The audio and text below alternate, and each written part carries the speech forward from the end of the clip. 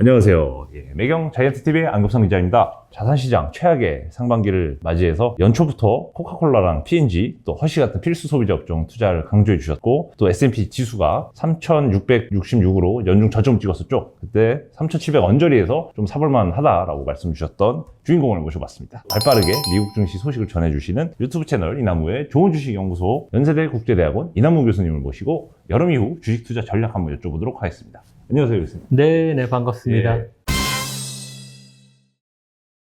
지난번 5월에 저희 촬영하신 이후 직접 미국 현지에 다녀오셨거든요. 미국 현지에서 높은 인플레가 유지되고 경기 침체를 다들 걱정하고 있는지 미국 사람들 시각은 어떤지 좀 궁금합니다. 학교에 있는 것의 장점 중에 하나가 물론 이제 학생들하고 이렇게 같이 접촉하고 배움을 나눠주는 것도 좋지만 이제 방학을 잘 활용하는 거. 그래서 이제 제가 겨울 여름에 보통 한 달, 이제 2달 가 있습니다. 그래서 이제 이번에도 6월 중순쯤 이제 출국해서 8월 초에 들어왔는데 그때가 뭐 한참 미국 시장이 지나고 보니까 이제 바닥을 치고 올라갈 때인데 이제 인플레이션에 대한 우려가 극심할 때고, 그 다음에 이제 미 연준이 그 빅스텝으로 금리 올리고, 이제 그런 재미있는 국면이었어요. 그리고 이제 아무래도 미국에 현지에 있으면 뭐 저 개인적인 일도 하지만 이제 산업 시찰 겸해서 이제 전문가들도 좀 만나고, 그다음에 이제 하루 종일 미국 뉴스를 또 접하니까 그런 면에서 많이 도움이 됐는데, 확실한 것은 인플레가 이제 우리 7월 나온 수치를 보면 미국이 약간 꺾인 모습을 보이죠. 그래서 6월 달에 9.1%, 전년 동기 대비해서 8.5%로 이제 증가율이 둔화되는. 맞습니다. 그러니까 영어로는 decelerate, slow down 한다는 이제 그런 상황인데, 실제 이제 저희가 피부로 느끼는 물가는 뭐 10%를 훨씬 넘습니다. 특히 이제 장바구니 생활 물가는 이제 저랑 와이프랑 일주일에 한두 번 우리 그로서리 보러 이제 슈퍼마켓, 아마존이 갖고 있는 뭐 홀푸드나 아니면 세이프웨이라고 보통 이제 우리 한국으로 치면 뭐 이마트 그런 데죠. 그런데 가면 저희가 피부로 느끼는 물가는 20% 아니면 그 이상 올랐습니다. 그리고 실제 미국 그 소고기가 질이 좋고, 그다음에 싸다고 이제 옛날부터 미국 고기가 최고다 그런 얘기 많이 하잖아요. 미국 가면 이제 스테이크 먹어야 된다. 근데 이번에 타이슨 푸드라고 미국에서 육가공 그 처리 프로세싱을 제일 크게 하는 미국 1위 업체, 전 세계적으로 2위인데 거기가 쇠고기, 돼지고기, 닭고기를 다 그 처리하는데 여기 실적을 봐도 고가의 그 쇠고기, 그러니까 우리가 보통 얘기하는 뭐 안심이나 필레 미니용 이런 거는 수요가 그렇게 강하지도 않고 그 대신 값은 계속 올라가고 보통 일반 그 서민들은 쇠고기가 비싸서 좀 저렴한 소고기 아니면 돼지고기 더 나아가서 닭고기로, 그래서 닭고기가 지금 제일 많이 팔리고 있습니다. 그러니까 닭고기 선호는 이제 전 세계적으로 구조적인 현상도 있지만 이런 이제 경기의 그 변화를 반영해서 물가는 상당히 심각하다. 근데 이제 최근에 뭐 다행인 것은 기름값을 포함해서 커머디티 원자재 상품 가격이 이제 2분기에 이제 꺾이고서 이제 내려오니까 우리가 이제 통계로 잡는 CPI는 이제 꺾이는 모습을 보이고 아마 이제 하반기 내내 둔화될 것 같아요. 지금 미국 경기도 뭐 고공행진을 하다가 증가율이 점점 둔화되는 모습을 보이기 때문에 수요 측면에서도 그렇고 공급 측면에서도 원자재, 뭐 원유 이런 것들이 값이 다시 올라갈 가능성은 별로 없는 것 같아서 이제 미국 CPI는 확실히 꺾인 것 같습니다. 국내도 보면 얼마 전에 부총리께서 뭐 아마 7% 숫자는 우리 안 볼 것 같다 이제 그런 얘기 하셨죠. 그래서 물가는 꺾인 게 다행인데 일단 그 소비의 양극화. 그러니까 어떻게 보면 또 좋은 면도 있어요. 그래서 중산층 이상은 그동안 이제 벌어놓은 게 많으니까 집값도 10년 동안 많이 오르고 주가도 많이 올라서 이제 부의 효과 때문에 별로 그렇게 타격을 안 입고 그분들이 소비를 견인을 해주니까 이제 경기가, 그러니까 실제 미국 경제가 명목 기준으로 올해 9%, 10% 성장합니다. 작년에 11% 했고, 그래서 우리가 경기 침체라고 하는 것은 명목 성장, 보통 우리가 이제 성장, 기업으로 얘기하면 매출액이죠. 매출액을 GDP 그 디플레이터, 인플레로 나누기 때문에 이제 그게 뭐 제로에서 왔다 갔다 해서 마이너스니 2분기는 이제 마이너스 1%였죠. 그런데 실제 그 명목상으로는 거의 10% 가까이 작년 올해 성장하기 때문에 그렇게 현지에서 보는 경기는 괜찮습니다. 물가는 하여간 우려되는 사항이지만, 근데 이제 그 연준이 우려하는 것처럼 고물가가 지속이 되면 개인 소비자나 기업들의 여러 가지 행태가 위축되고 합리적으로 경제 활동을 하기가 이제 어려운 그런 상황이 되니까 조금 그런 면에서 이제 걱정이 많이 된다. 이제 그렇게 생각하겠습니다. 주목해야 될 물가 지표로 월간 CPI 말고도 뭐 PC 물가라든지 다른 다양한 물가 지표를 종합적으로 봐야 된다라고 말씀 주신 적이 있었는데, 이제 미국 7월 CPI가 전년 대비 8.5% 상승으로 나왔고, 이게 컨센서스 대비 8.7%보다 좀 낮게 나오면서 확실히 인플레이션 피크아웃에 대한 기대감 때문에 좀 미국 중심도 반등을 또 이어갔었는데, 이 7월 CPI 이후에 또 물가 지표 발표는 어떻게 바라봐야 될까요? 뭐 전반적으로 확실히 꺾였다고 생각을 하고, 이제 그게 아마 월가의 이제 컨센서스로 거의 굳어진 것 같아요. 지금 이제 월가는 뭐 오히려 CPI가 꺾였냐 안 꺾였냐는 별로 논의는 안 하는 것 같아요. 이제 그거는 이미 기정사실로 받아들이는 것 같고, 9월 하고 이제 연말까지 미 연준이 금리를 뭐 최소한 1%, 그러니까 뭐 9월에 한 50bp, 0.5% 올리고, 남은 연말에 두 차례 0.25씩 해서 한 1%에서 1.25% 정도 올릴 텐데, 그거는 뭐 기정사실 받아들이고, 9월이 0.5인지 0.75인지 별로 중요하지 않습니다. 투자가분들한테 제가 당부를 하고 싶은 게, 상반기는 매크로를 걱정을 안 할 수는 없는 그런 국면이었어요. 매크로에 이제 되게 어려운 국면이고, 주가가 시장이나 개별 종목이 매크로에 휘둘리는, 하지만 우리가 투자를 특히 장기적으로 잘하려면 매크로 별로 안 중요합니다. 내가 있는 기업, 내가 관심 있는 투자한 기업, 그 다음에 그 기업이 속한 산업을 내가 꼼꼼히 보는 게 중요하지, 매크로 미국이 9월에 0.5% 올리는지 0.75% 올리는지 그게 별로 개별 기업의 가치 주가에 영향을 미치지는 않습니다. 그래서 지금 월가의 가장 이제 관심은 아마 올해 연말 아니면 내년 1, 4분기에 이제 미국 금리, 연준이 기준금리 올리는 게 이제 거기서 머무를 텐데, 그 이후로 얼마 동안 이제 공백 기간을 몇 달을 거치고 언제부터 금리를 인하할까. 주식시장이라는 것은 우리가 생각하는 것보다 훨씬 효율적이고 빨리 주가를 반영해요. 그래서 우리가 작년 1월에 되돌이켜 보면, 저도 이제 그 당시에는 이해가 안 갔는데, 삼성전자가 작년 1월에 96,000원 주가를 찍고 내려올 때 왜 내려올까?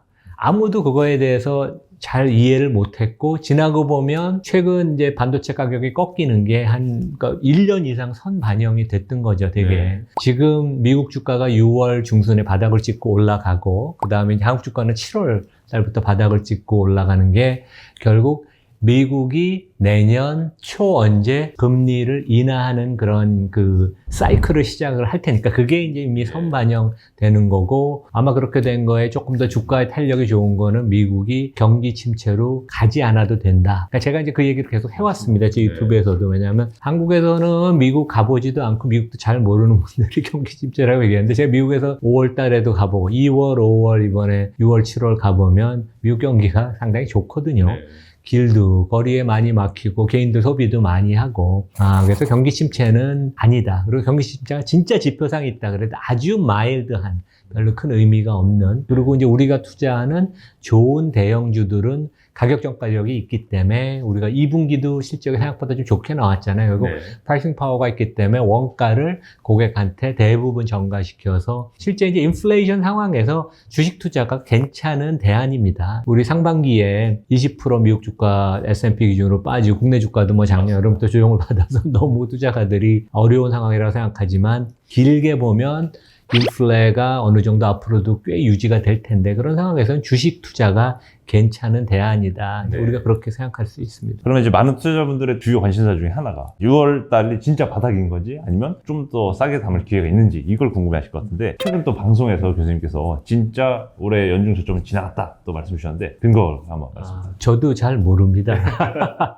근데 이제 제가 작년 말에 S&P 지수가 4,400일 때 조금 주가가 과열이 돼서, 뭐 저는 하락할 거라고 얘기는 안 했지만, 하락할 수도 있다는 그러한, 뭐 상승도 더 할 수 있지만 하락할 수 있다는 그런 두 가지 의견이 월간에 좀 있다. 특히 이제 모건 스탠리 쪽이 그 신중론을 얘기했고, 이제 그 얘기를 제가 좀 했었는데, 그때는 주가가, 제가 30년 이제 국제금융 투자를 해보니까 이제 경험상 좀 알거든요. 이 정도 올라와 있었던 거예요. 여기까지 올라온 건 아니고 이 정도 왔는데, 여름에 S&P 지수가 3,600 600, 700, 600 깨지고 이제 그럴 때는 경기 침체가 있지 않다고 생각을 하면 저는 그렇게 믿었으니까 그러면 주가가 제 발목까지 내려온 건 아니지만 요 정도는 내려왔다고 생각이 들더라고요. 그러면 결국 투자라는 것은 시장이든 개별 종목이든 리스크, 주가가 하락할 가능성과 리워드, 올라갈 업사이드를 항상 비교해야 되는데 6월 달에는 리스크 리워드가 상당히 유리한,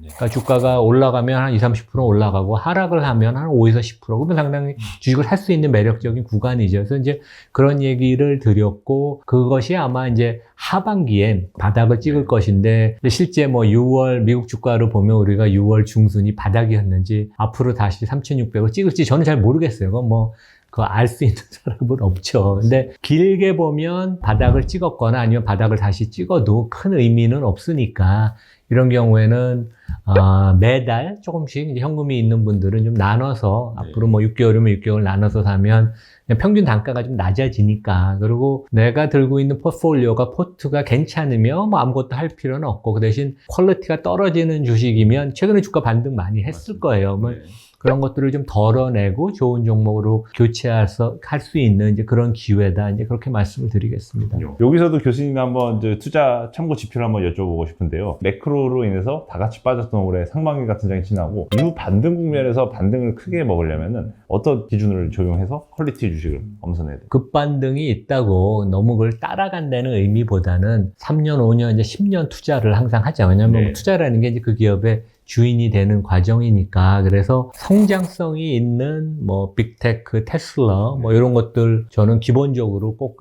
넣어야 된다고 생각하고 주식이라는 것은 그 미래의 성장을 보고 투자하는 그런 그 측면이 크니까 그러면 이제 나머지 한 3분의 1, 30, 40%는 검증된 배당을 좀 주는 방어적인 그런 회사들. 그래서 뭐 금융주가 방어적이라고 얘기할 수는 없지만 금융주가 최근에 주가가 1년 사이에 많이 빠졌어요. 그리고 배당을 한 평균 2, 3%는 줍니다. 그래서 금융주들도 괜찮고 뭐 ETF나 뭐 JP모건, 모건 스탠리 이런 것들도 좋고 그다음에 이제 올해 P&G, 허쉬, 뭐 존슨앤존슨 제가 이제 좋아하는 필수소비재 종목들 많이 올랐거나 아니면 전혀 하락을 안 했지만 그래서 이제 밸류에이션이 조금 높아진 측면은 있지만 아마 그래서 주가가 최근 한두 달 사이는 뭐 조정을 계속 받았죠. 근데 이제 이런 종목들도 과거 10년 데이터를 보면 배당 포함해서 연 10%씩은 주주들한테 수익을 안겨줬어요. 얼마나 훌륭합니까? 그래서 이제 그런 것들도 조금 섞어서 넣어서 성장을 중심으로 하되 약간 방어적인 성격, 배당을 주는. 그다음에 비즈니스 모델이 진짜 뭐 무슨 일이 있어도 성장을 5에서 10%는 하는 회사들. 이제 그런 회사들이거든요, 되게. 근데 그런 회사들도 조금 이제 넣는 게 좋다. 그래서 그게 마음이 편합니다. 지난주 증시 이슈 중에 하나가 미국에서 통과된 인플레 방지법인데요. 중국산 배터리를 금지하는 조항이 있기 때문에 이게 오히려 한국 주식이 수혜주다 이런 분석이 있더라고요. 교수님이 보시는 이 인플레 방지법에서 수혜를 볼 수 있는 이런 업종이나 종목들이 있다면 어떤 기업들이 있을까요? 바이든이 지난주에 서명을 했죠. 인플레 그 방지법. 근데 이제 우리는 너무 한국적인 관점에서 배터리랑 전기차 관련된 뉴스만 다루는데 실제 이 법이라는 것은 친환경, 퀄리티 있는 삶을 영위하게 이제 그런 거가 위주지. 이제 그 중에 하나가 배터리인데 너무 우리는 이제 배터리 관련된 것만 언론에서 보도하고 이제 유튜브에서도 얘기가 되는데 주가라는 건 그런 것 같아요. 그러니까 올해 기업 이익에 꼭 실적이 안 받쳐도 그게 3년, 5년 후에 호재면 주가에 결국 반영이 되는 거거든요. 그런 의미에 있어서는 크게 보면 전기차, 뭐 테슬라뿐만 아니라 미국에서 이번에 제가 느낀 게 현대차가 전기차, 아이오닉 이런 게 미국에서 진짜 많아지고 있어요. 기아도 진짜 많아지고. 그래서 테슬라, 현대차, 그 다음에 뭐 자동차 업종에 전반적으로 좋은 호재인 것 같아요. 7,500달러면 그 상당히 그 소비자한테 크레딧 주는 게 그 금액도 크고. 그 다음에 이제 논란의 여지가 없는 건 미국하고 중국은 이제 특히 경제에 관해서 이제 완전히 따로 가는 것으로 그 주말에 나온 뉴스가 빅테크들이 자기 알고리즘 빅데이터를 중국 정부에 다 바쳤다고 그러잖아요. 그러니까 더 이제 돌아갈 수 없는 그런 다리를 걷는 것 같아요. 미국하고 중국이 경제에 관해선. 그러면 이제 우리는 아무래도 이제 미국 쪽에 베팅을 해야 될 것 같고, 뭐 여러 정치 경제적인 측면에 있어서 그 다음에 현대 기아차도 미국에 공장을 많이 짓고, 그 다음에 배터리 3사들도 중국 외 지역에서 이제 공급을 하고, 미국과 이제 그 무역 협정이 된 데들은 다 이제 해당이 되는 거 아니에요. 그런 면에 있어서는 당연히 뭐 저는 호재라고 생각하고, 현대차도 최근에 주가 모멘텀이 좀 괜찮지만, 그런 면에 있어서 좋은 것 같은데 과연 이제 그 배터리 3사에서 뭐 LG 에너지 솔루션 같은 데가 저점 대비 한 30% 올랐는데 저는 개인적으로 펀디멘털이 좋아지는 건 맞지만 너무 회사가 미래의 이익에 대해서 자신 있게 과대 포장을 하고 그다음에 이제 밸류에이션이 저는 높다고 생각을 해요. 그래서 뭐 LG 에너지 솔루션 4개, 5개면 삼성전자를 살 수 있는데 내가 전략적인 투자가면 100조 원 대비 400조 원, 500조 원 저러면 당연히 삼성전자를 사죠. 왜냐면 LG 에너지 솔루션은 유명한 산업에 있지만 아직 돈을 제대로 벌어보지 못했고 원재료 소싱이나 이런 거가 앞으로도 만만치가 않을 텐데 그 부분은 대부분 이제 중국에서 많이 조달을 해야 되는데 최근에 이제 그 실적 발표할 때도 회사가 향후 5년 동안 매출액을 3배 늘리겠다. 이제 복리를 계산하면 연 25% 정도 성장을 하는 거더라고요. 그건 뭐 당연히 할 것 같고 그 대신 이익률을 2자릿수를 올리겠다는 게 테슬라가 지금 20%의 영업이익률을 인조해하지만 원래 자동차 산업은 이익률이 10%가 안 넘습니다. 근데 자동차 산업이 고객이 돈을 많이 못 버는데 배터리 공급업체가 2자릿수를 벌게 해주겠냐. 그런 질문을 던질 수 있고 원재료가 쉽게 소싱을 할 수 있냐. 그래서 저는 오히려 주가가 많이 올라간 LG 에너지 솔루션보다는 SK 이노베이션에 상당히 지금 전기차 배터리 잘하고 있습니다. 되게 전략도 맞고 물론 이제 좀 후발주자긴 하지만 SK 이노베이션이 시총이 지금 주가면 20조 원 미만이에요. 그래서 저는 매력도 있는 것 같고 거기에 이제 음극재, 양극재 회사 중에는 뭐 최근에 많이 올라온 회사도 있지만 저는 오히려 SKC 제가 SKC 옛날에 자문위원을 해서 회사를 꽤 잘 알아요. 근데 여기 가서 이게 회사가 짱짱하고 그룹 내에서도 상당히 이제 인정을 해주는 그런 좋은 회사입니다. 주가가 최근에 많이 안 올랐죠. 그런 면에 있어서는 좀 기대해 볼 만큼. 그러니까 오히려 좀 덜 오른 데를 우리가 한번 찾아보는 게 맞다. 실제 미국 기업 중에는 뭐 친환경 관련된 뭐 그 가스 회사나 이런 회사들이 이제 최근에 얘기가 많이 돼요. 우리는 이제 배터리 회사만 얘기를 많이 하지만. 미국은 천연가스 회사가 많이 그렇죠. 그렇죠. 미국 같은 경우는 사실 한국 주식 투자분들이 엑스모빌이나 아니면 쉐브론 같이 대표 종목, 종합에너지 기업의 2가지 극화되어 있는데 천연가스 쪽은 좀 미국에서 어떤 식으로 좀 산업이 좀 구성돼 있고 미국 투자자들의 최애 종목은 어떤 건지도 한번 몇 가지 좀 예시 들어보시죠. 저는 기본적으로 아는 거, 우리가 쓰는 제품, 서비스, 그 다음에 예측하는 거. 그래서 이제 저는 기본적으로 석유회사 이런 거를 별로 추천을 안 했어요. 왜냐하면 이제 돈 많이 버는 걸 알지만 우리가 원유 가격이 어떻게 될지 예측하기 어렵잖아요. 근데 이제 가스회사 중에는 린드 회사라고 LIND, 거기가 상당히 구조적으로 지난 1, 20년 동안 많이 발전을 해왔고, 그 다음에 주가도 장기적으로 안정적인 모습을 보여서 이제 그런 종목들을 좀 얘기가 되는 것 같아요. 그렇군요.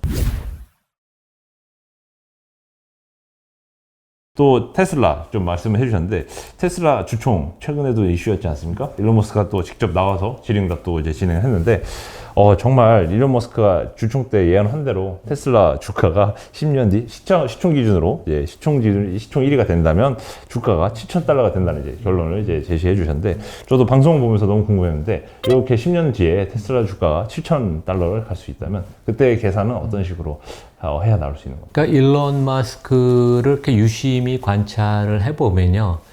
이분이 이제 어디 팟캐스팅에 나와서 대마초도 폈다. 그 다음에 이제 혼외 자식도 많다. 이제 공식적인 자식만 한 10명 되니까. 그래서 어떻게 보면 이 친구가 제대로 경영을 하나. 이제 그런 얘기를 하지만 일에 대한 집중, 약간 일 중독이에요. 그리고 이분이 하는 얘기 중에 정확하게 계산을 안 하고 하는 얘기 없습니다. 다 정확하게 얘기를 해요. 그래서 실제 그 주총 8월 4일인가 3일 날이었죠. 8월 초에 주총 때 미국은 주총을 하면 삼성전자도 최근에 그렇게 하지만 이제 그것을 라이브로 브로드캐스팅을 하죠. 그래서 이제 보통 경영진이 나와서 같이 이제 Q&A를 하고 그러는데 일론 머스크 이제 원맨 쇼였어요. 본인 혼자 한 30분 떠들고 그다음에 질문 받고 그랬는데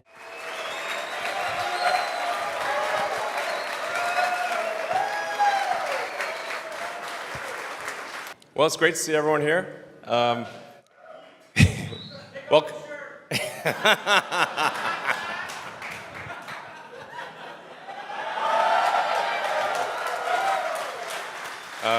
Yeah, we're aiming to achieve a 2 million vehicle run rate by the end of the year. 어떤 질문에 대해서 이제 미래 성장성에 대해서 이제 주주 질문이 있었는데 대답을 하다가 우리 회사는 정확하게 내가 언제인지 얘기는 안 하지만 시점은 세계 시총 기준으로 1위 회사가 된다.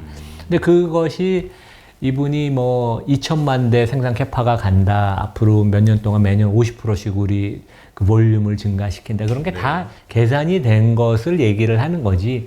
뜬구름없는 얘기를 절대로 하는 사람이 아니거든요. 그래서 이제 우리는 항상 일론 마스크가 던지는 얘기가 있을 때, 특히 이제 숫자 관련된 얘기가 나올 때 그것을 어떻게 해석, 왜냐하면 이제 주식시장이라는 거는 정확한 정보, 중요한 정보를 찾아야 되는 거 일단 하나고, 다른 것은 중요한 게 그 정보를 어떻게 해석하느냐가 이제 언론이 그래서 되게 이제 중요한 거 아니에요. 그래서 제가 계산을 해봤습니다. 그래서 뭐 이게 5년 후인지 20년 후인지는 10년 후인지 모르겠지만 너무 먼 장래가 아닌, 그러니까 5년 후는 현실적으로 는 가능성이 별로 없어요. 애플하고 시총이 지금 너무 벌어져 있는 상태이기 때문에 5년 동안 그 물량이 50%씩 테슬라가 증가시켜도 애플을 따라가기는 어렵다고 생각해서 제가 그냥 단순하게 10년을 가정을 했어요. 그래서 지금 애플 시총이 2조 5천억 달러쯤 되고, 그러니까 이거는 어떻게 보면 이나무 제 얘기가 아니라 일론 마스크가 던진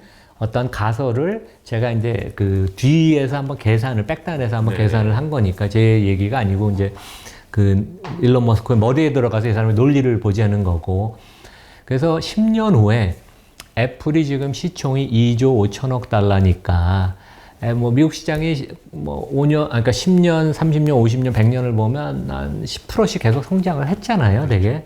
그래서 애플이 그 정도는 성장을 할 테니까 뭐 그렇게 생각 안 하십니까? 그래서 보수적으로 매년 10%씩 성장을 하면 2032년이 되면 시가총액이 7조 달러가 됩니다. 그래서 제가 단순하게 여기서 가정을 한 게, 그 두 번째 가정이죠. 그게 이제 애플에 대한 시총에 대한 가정이고, 테슬라 시총하고 애플 시총이 똑같아진다. 공동 1위라고. 그러니까 테슬라 시총이 더 크게 볼 수도 있지만, 그래서 7조 달러가 되려면 지금, 제가 이제 제 유튜브를 지난주에 찍었을 때, 테슬라 시총이 한 9천억 달러쯤 됐어요. 그러면 이제 그거를 복리로 9천억 달러가 7조 달러가 되려면 매년 주가가 23%씩 올라야 됩니다. 그러면 근데 이 정도 1조 달러, 삼성전자 2배 되는 회사가 매년 20%, 23%씩 성장한 경우가 없어요. 그러니까 그것도 뭐 테슬라의 그 열광 팬들은 너무 보수적이라고 생각하실지 모르지만 대단한 가정이거든요. 그러면 이제 개별 주가가 지금 뭐 900달러 테슬라가 안착을 했는데 6,850달러인가 나옵니다. 그 뭐 대단한 거죠. 그래서 이제 그렇게 계산이 나옵니다. 그래서 아마 일론 머스크의 머리에는 이러한 그 로봇 택시, 그 다음에 이러한 자율주행의 그게 이제 모든 게 완성이 돼서 소프트웨어 중심의 회사가 이제 완결이 되고 상용화가, 그러니까 2032년에 100% 상용화가 안 돼도 돼요. 그게 2037년에 돼도 주가는 지금보다는 그때 되면 훨씬 더 구체적이니까 이제 반영이 되겠죠, 되게. 그래서 그분의 머리에는 그런 것들이 아마 이렇게 들어가 있을 것 같아요. 그래서 우리가 단순하게 계산을 해본 거라고 한번 생각해 보시면. 그러니까 저희 여기 청취자 구독자분들도 CEO분들이 무슨 얘기를 던졌을 때 내가 계산을 해보는 습관이 되게 중요해요. 왜냐하면 유튜브를 보고 청취하고 이렇게 눈으로 읽는 거로는 원래 그 옛날에 우리 수학시험 보면 눈으로 보면 수학시험 못 풀잖아요. 풀어봐야 돼요. 자기가 풀어보는, 계산해보는 습관. 어려운 계산은 아니니까 그게 되게 중요합니다. 그러면 테슬라도 다뤄봤으니 전체적인 또 한국 투자자분들 관심 많으신 빅테크 주식도 한번 다뤄봐야 되는데요. 또 교수님께서 친히 또 직접 유튜브에 매분기 실적 시즌마다 빅테크에 대해서 또 교수님답게 학점 부여해서 평가를 해주시는데요. 이번에도 마찬가지로 이제 애플, 마이크로소프트, 알파벳, 아마존, 메타 이렇게 학점을 주셨습니다. 뭐 간단하게 자료로 이제 보여드릴 텐데, 일단 마이크로소프트는 이제 A0 받았고요. 알파벳이 B+, 애플도 같이 B+ 받았고, 아마존이 B-, 메타가 C0 이렇게 받았는데요. 역시 메타는 이제 가장 낮게 받은 게 뭔가 좀 납득이 가고요. 아마존이 생각보다 또 주가는 많이 오른 거에 비해서 낮게 평가를 하셨는데, 전체적으로 요 5개 빅테크 종목에 대한 뭐 2분기 실적 한번 왜 이렇게 성적을 부여하셨는지 한번. 그러니까 제가 그 40년 전에 대학생일 때 B+를 받으면 전 되게 좋아했는데 여학생들은 B+ 받으면 되게 안 좋아했죠. 그래서 뭐 학점은 되게 상대적으로 느끼는 것이니까. 근데 이번 그 미국 실적을 저희가 놓고 보면 한국 실적하고 비교를 해봐야 돼요. 그래서 국내 원화는 물론 엔화보다는 우리가 원화가 절하가 덜 됐지만 환율 그 올라간 거, 그러니까 원화 절하의 혜택을 엄청 많이 본 2분기 실적이었습니다. 기아차의 실적을 보면 영업이익률이 아마 10%를 넘었던 걸로 제가 기억이 나는데 그 지난 분기 대비 영업이익이 증가한 것을 그러니까 약간 컨설팅식으로 이렇게 쪼개서 분석을 했는데 3분의 2 정도가 환 효과라고 그랬거든요. 그만큼 우리는 환 효과의 덕을 봤는데 미국은 거꾸로 환율이 한 10% 정도 지난 1년 동안 그 달러가 주요 통화 대비 절상이 됐기 때문에 그만큼 타격이 있었죠. 그래서 뭐 빅테크들이 보통 매출의 반 이상을 해외에서 올리기 때문에 실제 이 회사들의 매출을 보면 현지 통화로 계산한 매출 증가율보다 달러로 환산한 그 매출 증가율이 4% 포인트 낮았어요. 그러니까 가령 현지 통화로 그냥 자연스럽게 계산한 게 매출 증가율이 20%였다. 아마 알파벳이 그랬던 것 같은데 달러로 계산하면 16%였으니까 얼마만큼 그 충격이 있었겠어요. 이제 그것을 감안하고도 실적이 상당히 무난했다. 그런 면에서 상당히 인정을 받는 것 같고. 그래서 아마 그 인플레 관련된 조금 이제 안도의 한숨을 쉬는 것도 있지만 기업의 실적, 특히 빅테크, 테슬라 이런 거를 보면서 야, 여기 이 회사들이 이렇게 환율이 그 절상에 대해서 충격이 있어도 이익을 30%씩 내네. 그래서 마이크로소프트를 제가 A0 학점을 준 것은 성장성은 떨어지지만 영업이익률이 40%를 유지했어요. 그래서 역시 마이크로소프트다. 그래서 이제 그런 생각을 했고, 그 다음에 여기 뭐 클라우드도 잘하고, CEO도 지금 훌륭해서 사티아 나델라 계속 전략을 잘. 그래서 뭐 성장성은 빅테크 중에 떨어지지만 되게 뭐 안정적인 그런 면을 보여줬고, 애플하고 알파벳은 조금 주춤은 했습니다. 하지만 역시 뭐 좋은 회사인 거 보여서 이제 B 플러스 학점을 줬고, 일단 이것은 뭐 그 분기 실적과 가이던스에 대한 그 학점이니까. 그 다음에 이제 아마존은 실제 실적이 좋은 건 아니었어요. 워낙 기대치가 1분기에 망가졌기 때문에 2분기 기대치가 낮아서 그런 거지. 실제 그 AWS 클라우드를 제외하면 나머지 다 적자였거든요. 근데 이제 AWS가 37%인가 성장을 했고, 그 다음에 영업이익률이 30%를 유지해서 역시 그 전혀 마켓시어를 마이크로소프트, 구글 클라우드에 뺏기지 않는 걸 보면서 역시 이 부분만 해도 기업 가치가 한 1조 달러는 되는 거 아닌가. 그러면 전자상거래나 광고 부문 뭐 이런 것들의 가치가 너무 싼 거 아닌가. 이제 그래서 아마 아마존이 아마 최근에 주가가 6월 바닥 이후로 거의 한 40% 올랐죠. 그래서 최악은 지난 거 아닌가. 그냥 메타는 뭐 어려움이 있지만 그래도 이 회사 여전히 영업이익률이 한 20몇 % 돼요. 그래서 우리 뭐 카카오가 아직도 영업이익이 1년에 1조를 못 버는데 거기랑은 많이 틀리죠. 그런데 이제 그 고민을 많이 하는 것 같고 구조조정을 아주 세게 해서 거기 뭐 퍼포먼스가 떨어지는 직원들 많이 내보내고 이제 그런 걸 제가 현지에서 뭐 그렇구나. 거기 일하는 사람들 통해서 얘기도 듣고 많이 그랬습니다. 그래서 구조조정을 세게 하는데 아마 이제 회사가 발전을 하다 보면 그 이제 최고 경영자가 이제 그 다른 사람이 계속 이제 업그레이드가 돼야 되는데 그래서 알파벳 구글이 여기까지 온 것은 공동 창업자인 그 서지 브린이나 레리 페이지가 자기가 이제 현역에서 물러났잖아요. 물론 이제 차등 의결권을 통해서 60~70%의 의결권을 갖고 있어요. 그러니까 이분들이 반대하면 아무것도 회사가 못합니다. 하지만 그 순다 피차이나 아니면 전에 에릭 슈메이트 그 다음에 그 CFO 모건 스탠리의 넘버 2였던 루스 포렐을 영입해서 아주 그 다양한 경험이 많은 뛰어난 경영진을 구축을 했는데 메타는 그게 없어요.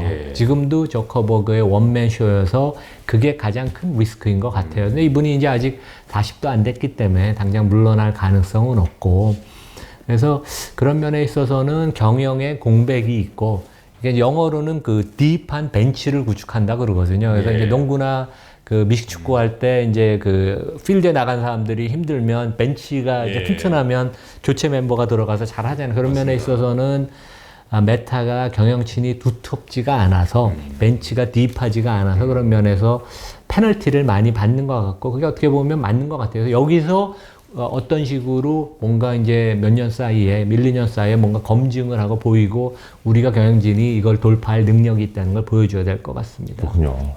감사합니다. 전체적으로 빅테크 실적 2분기 가이던스까지 포함해서 한번 리뷰를 해주셨고요.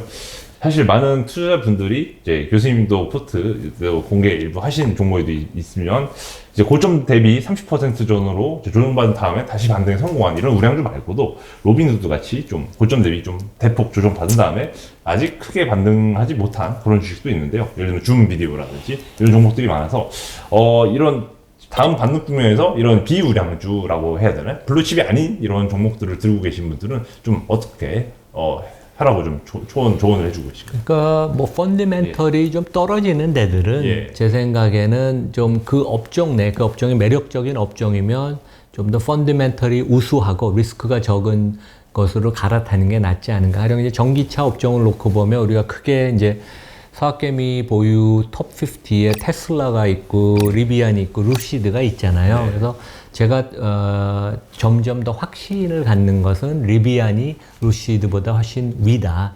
그러니까 그러니까 자동차를 만들어내는 능력, 리스크 관리 능력, 그 다음에 고객들이 보는 시각, 월가가 보는 시각. 그래서 리비안은 특히 이제 7월 말에 아마 아마존한테 그 전기 밴, 그러니까 거기는 이제 아마존이 그 골목마다 미국 돌아다니다 보면 아마존 배달차가 쿠팡 그 배달차가 온 것처럼 볼 수 있는데 이제 전기 밴을 몇 대를 납품했는지 모르지만 그래서 그 제프 베조스 뭐 이런 사람들이 다 그 트위터를 올렸어요. 우리 그 믿는 그 파트너인 리비안의 그 전기 밴이 이제 그 납품이 돼서 우리가 시애틀하고 몇 개 도시에서 이제 시작을 한다. 그런 거 보면 좀 뭐 여러 가지 순탄하지 않은 면도 있었지만 리비안이 루시드보다 훨씬 더 검증된 안정적인 전기차 투자라고 하니까 루시드를 갖고 있는 분들은 테슬라로 갈아타든지 아니면 이제 리비안으로 갈아타는 게 좋고 그다음에 로빈훗 같은 데는 이제 비즈니스 모델이 앞으로 어떻게 될지 모르겠어요. 미국 감독 당국이 그 이제 로빈훗 같이 고객한테 수수료를 안 받고 엑스큐션 그 매매를 하는 그런 그 브로커들한테 수수료를 받는 게 투명하지 않거든요. 근데 이제 그거는 저도 뭐 미국에서 오래 다녔지만 원래 관행은 관행이에요. 근데 이제 그게 개인 투자가들한테 적합한 서비스. 이제 회사는 고객한테 개인들한테 돈을 안 받는다고 수수료를 안 받는다고 하는데 그게 어떻게 보면 사실은 아니거든요. 내가 매매하는 가격이 단가가 비쌀 수도 있습니다. 그래서 그 현재 특히 SEC 미국 증권관리위원회 위원장이 별로 그런 비즈니스 모델을 안 좋아해서 그 회사의 뭐 전망이 불투명한데 미국은 또 그런 게 있죠. 근데 좋은 인력을 갖고 있고 차별화된 비즈니스 모델이 있으면 회사가 많이 망가져도 결국 다른 데가 M&A로 갖고 갈 수 있어요. 그래서 뭐 이런 데를 뭐 찰스 슈왑이 인수할 수도 있고 왜냐면 주가가 뭐 90% 이상 빠졌으니까 저렴하죠, 되게 회사가. 그래서 뭐 그다음에 뭐 펠러톤 같은 데는 진짜 비즈니스 모델이 있는지 모르겠어요. 제가 매장도 이번에 미국에서 한번 갔는데 뭐 별거 없더라고요, 진짜. 그래서 너무 버블이 심했고 이 회사는 고객과 관련된 큰 뭐 빅데이터나 고객의 충성도가 있는 것 같지도 않고 하지만 이제 로빈훗 같은 데는 뭐 누가 이제 M&A 해서 이제 인수해 갈 수는 있으니까 근데 하여간 변동성이 너무 크기 때문에 근데 이제 기본적으로 저는 뭐 AMC도 그렇고 뭐 게임스톱, 밈 주식, 베스트 비욘드 뭐 이런 데 보면 너무 거품이 크기 때문에 그런 데들은 뭐 이번에는 최근에 반등할 때 국내 투자가들이 많이 참여 안 하신 것 같아요. 다행히. 그래서 그런 면에서는 좋다. 뭐 그래서 투자라는 것은 미국의 지구 반대편 투자 자체가 너무 리스크가 크기 때문에 우리가 조금 그런 너무 검증 안 된 그런 회사들 주식을 매매를 하는 건 그렇게 권하진 않습니다. 네. 사실 또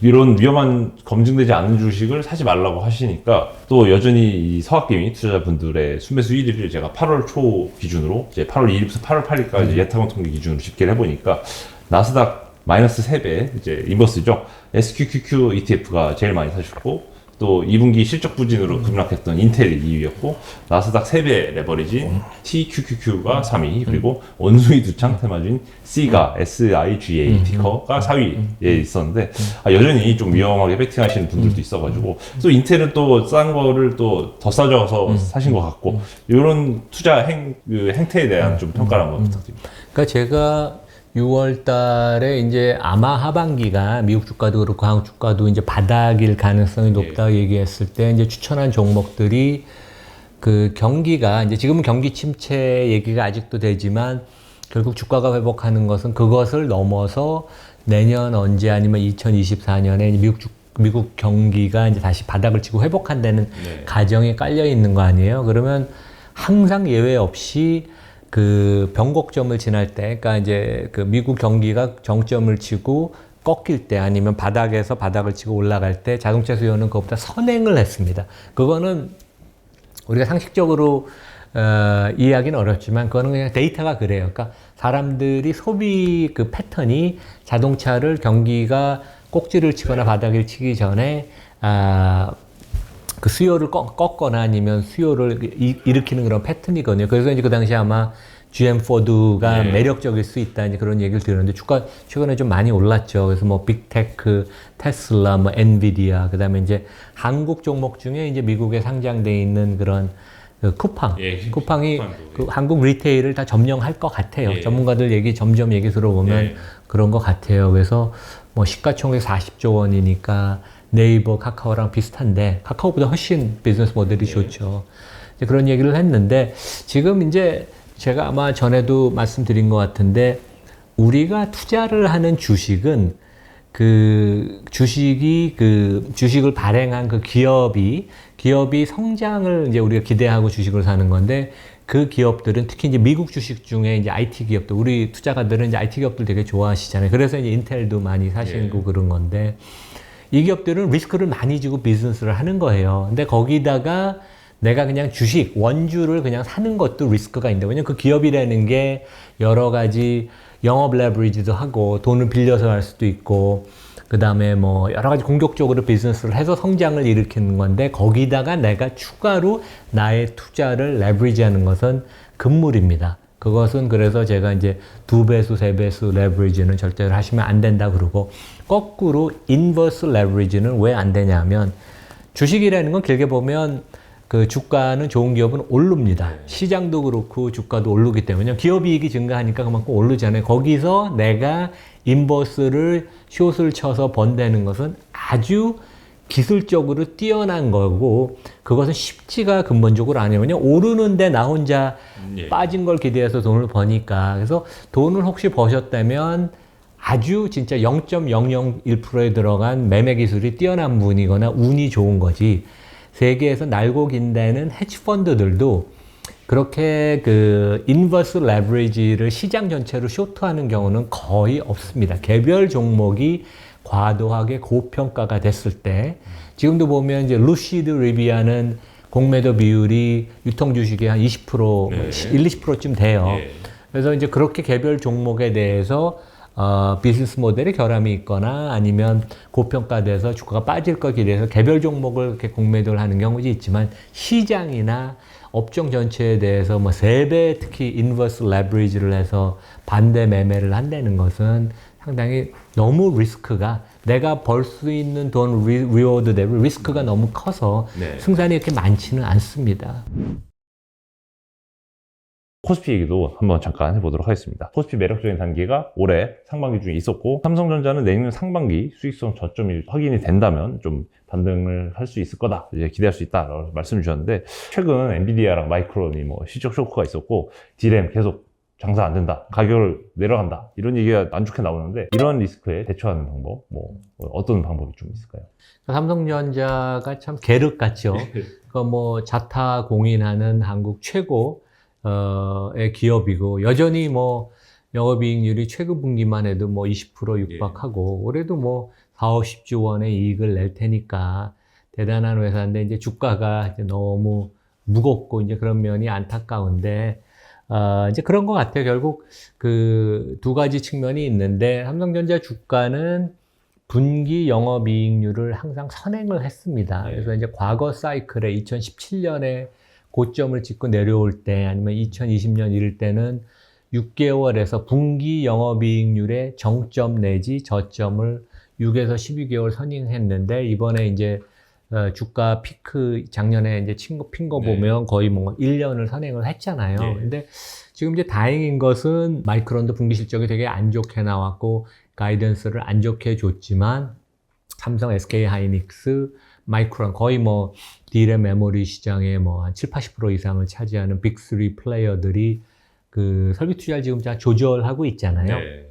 그런 면에 있어서는 경기가 이제 둔화가 급격하게 뭐 컴퓨터, 핸드폰, 그 다음에 심지어 뭐 서버 이런 것도 조금 위축되는 재고가 쌓이는 그런 모습을 보여서 수요의 문제는 있지만 그런 부분도 결국은 이제 또 지나가면 해소가 될 거고 공급 측면에 있어서도 이렇게 조절을 하면 뭐 정확하게 언제인지 모르겠지만 금년 상반기에 그 분기 영업이익률이 꺾였잖아요. 그래서 네. 지금 이제 하반기 뭐 엄청나게 안 좋아지겠죠 아마.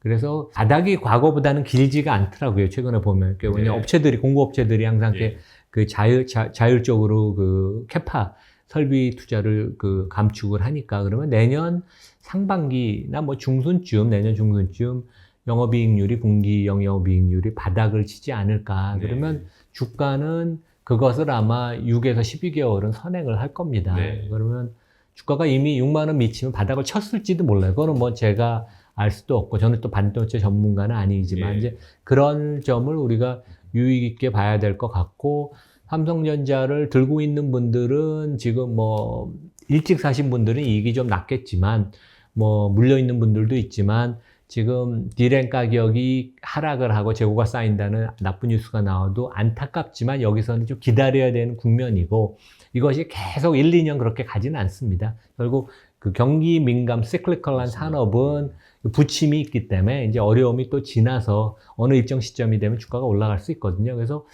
외국인들이 지금 7월부터 순매수를 예. 조금씩 하잖아요. 매수 예. 강도가 세지는 않지만. 근데 예. 한국에 이제 좋은 성장주, 대형주들이 진짜 없다. 그래서 이제 매력을, 개별 종목 단에서 매력을 못 느끼지만 시장 예. 전체로는 퍼가 8배, 9배니까 예.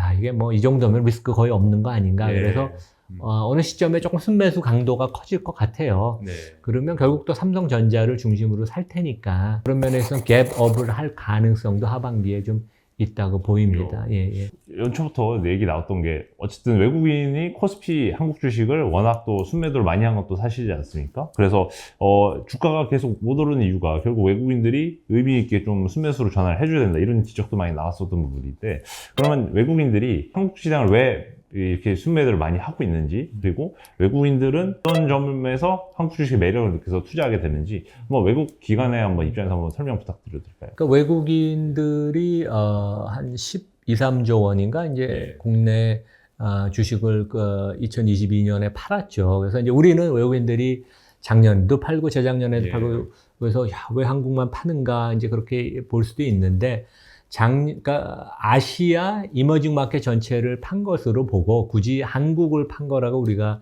볼 필요는 없어요. 그래서 작년에는 아시아에서 이제 외국인이 주식 순매도한 거에 상당 부분이 한국이었는데 예.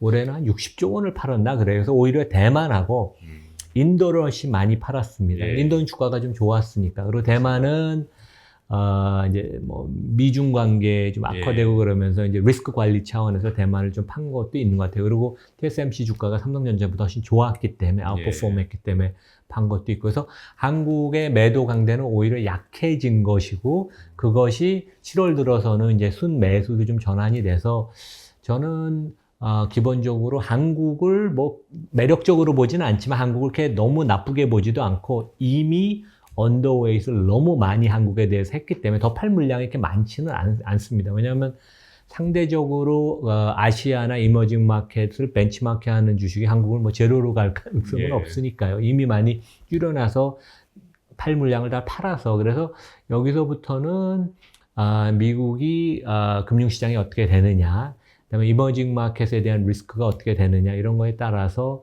외국인 순매수가 조금 더 강도가 높아질 수도 있고 그리고 좋은 것은 미국이 인플레가 더 악화가 돼서 금리를 많이 올리면 이머징 마켓에서부터 자본 이탈이 계속 많이 될 텐데 이제 그런 것들이 끝난 그런 양상을 우리가 7월부터 보이잖아요. 그래서 그런 면에 있어서는 자본 시장의 유출이 많이 이제 끝나간다.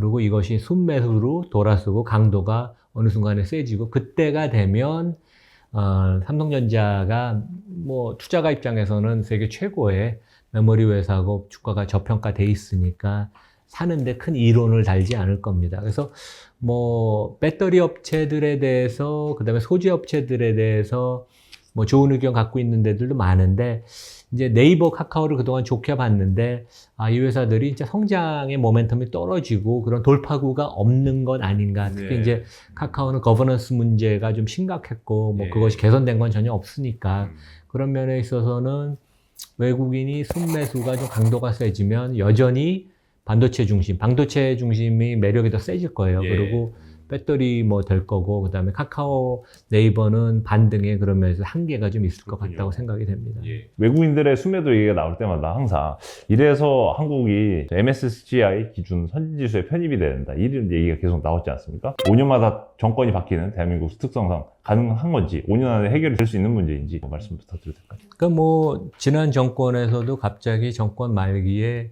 홍남기 부총리인가요? 예. 그분이 갑자기 MSCI 선진국 지수에 들어가겠다고 해서 본인이 들어가겠다고 넣어주는 건 아닙니다. 그만큼 얼만큼 우리나라 경제팀이 금융에 대한 지식이 진짜 부족한지 들어갈 가능성이 전혀 없었죠. 그리고 갑자기 뭐 6개월 프로젝트 한다고 들어가진 않죠. 그러니까 우리가 결정하는 게 아니고 그들이 그것도 MSCI가 혼자 평가하는 게 아니라 MSCI 고객인 세계의 큰 펀드들, 뮤추얼 펀드들이 뭐 블랙록, 피델리티, 웰링턴, 슈로더 이런 데가 결정을 하는 거거든요. 그 피드백을 갖고 하니까 그것은 정부의 목표가 될 필요는 없어요. 왜냐하면 뭐 그 지수의 이머징 마켓이 선진국이 하지만 우리나라가 이만큼 위상이 되고 그 다음에 이제 그만큼 금융시장에서 평가를 받는 게 당연하다고 생각하면 꾸준히 지속적으로 노력을 해야 되는 것 같아요. 그래서 지난 정권에서 하는 것은 완전히 저는 코미디였다고 생각을 하고 이번 정권에서는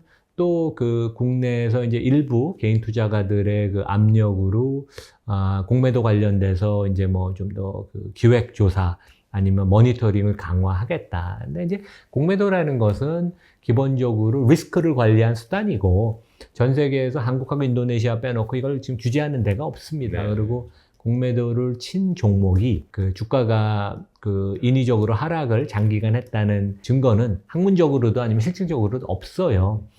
그래서 이제 그런 면에서 보면 후퇴한 것이 안타깝고 아마 이번 정권에서 최소한 몇 년 동안은 MSCI 선진국 지수의 편입이 우리가 어차피 또 외환도 지금 뭐 개방을 아직 안 했어요. 네. 그래서 외환도 약간 우리식으로 생각을 하는 것 같아요. 근데 이제 한국은 외환 규제도 여전히 많고 그다음에 외국 사람들은 원화가 국제 그 통화가 아니기 때문에 여러 가지 그 리스크가 많기 때문에 그들 입장에서 생각하고 그들 입장에서 글로벌 스탠드에 맞춰서 외환하고 공매도 관련된 기본 규제 뭐 이런 것들을 계속 관심을 갖고 몇 년 동안 지속적으로 하면 당연히 선진국 지수에 편입이 되겠죠. 그래서 이게 정책적인 프로젝트도 아니고 일시적인 것도 아니고 정책의 목표가 될 수는 없습니다. 하지만 우리 시장이 우리는 기업들이 삼성전자가 현대차가 제대로 국제사회에서 평가를 받는 거를 우리 원하지 않을까요? 당연히 그런 면에서는 당연히 관심을 갖고 해야 되겠죠. 예. 전체적으로 또 올해 상반기 또 힘든 주식시장을